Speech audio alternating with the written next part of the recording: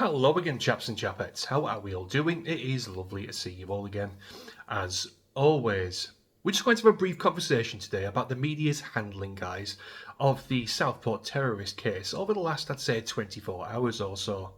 There have been various media outlets that seem to be solely focused on the fact that this arsehole managed to buy his bladed implement, which he committed his crime with, from Amazon so easily. And they seem to put it at the forefront as to why that terrible day actually happened. When in actual fact, in my mind, there is one reason as to, well, one of the couple of reasons, to be honest with you guys, as to why that frightful day actually did occur. Now, we're just going to quickly breeze through an article, guys, I'm sorry, from the BBC, just to give you a little bit of context. Poorly worded context, but context nonetheless.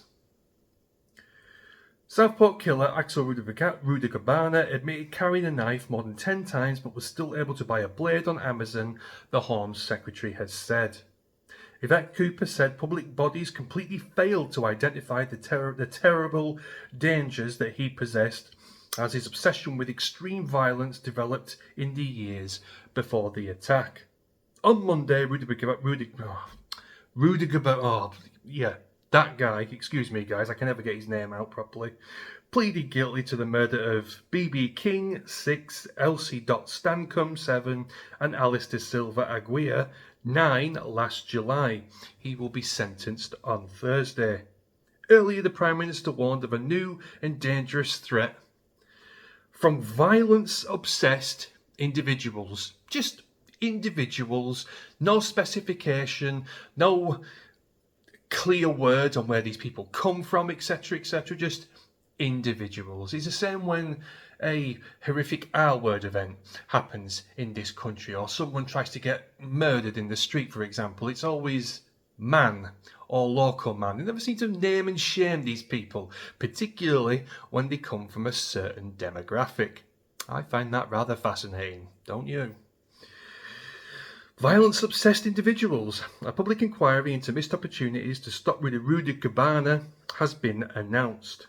Cooper told the Commons it was a total disgrace that he was easily able to order a knife on Amazon at the age of 17, despite having prior convictions for violence against other children at school. Come back to that very shortly.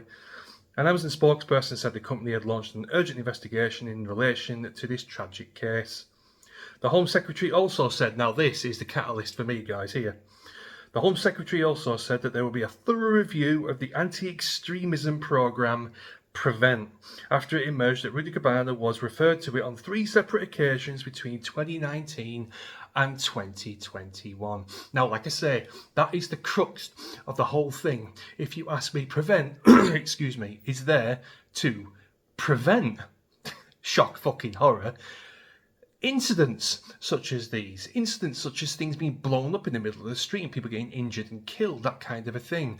Instead of going around policing tweets and policing social media and going around to people's houses about what they've said and what they think, they should be solely fixated on the people we are letting into this country who deem a threat to our lives and our safety. But instead, they miss opportunities such as these so many times. This is not an isolated incident, guys. They are not worth the steam off our piss. They need to be dismantled, they need to be destroyed, and they need to be recreated with a different mindset, instead of pumping out all these rules and regulations that mean nothing. They are completely meaningless. They are not hurting anybody. Instead of focusing on that, they miss opportunities such as these where young children have lost their lives and innocent people get hurt or their lives lost. Just like the police do exact same. Police social media, police people's thoughts. It is bullshit. It takes up an unnecessary amount of police power and police time, while other people like this and other criminals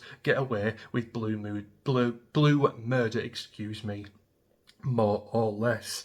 The fact of the matter is, it doesn't matter if this guy got his knife from Amazon, from John Lewis, from Asda, from Sainsbury's, from his auntie's house. He still would have got it nonetheless. I buy my kitchenware off Amazon. I buy knives off hunting websites for, well, outdoor reasons, axes, hunting knives, bamboo knives, things like that. I've got things like that in my house. You don't see me going around trying to butcher people in the street and do unspeakable things to children with them.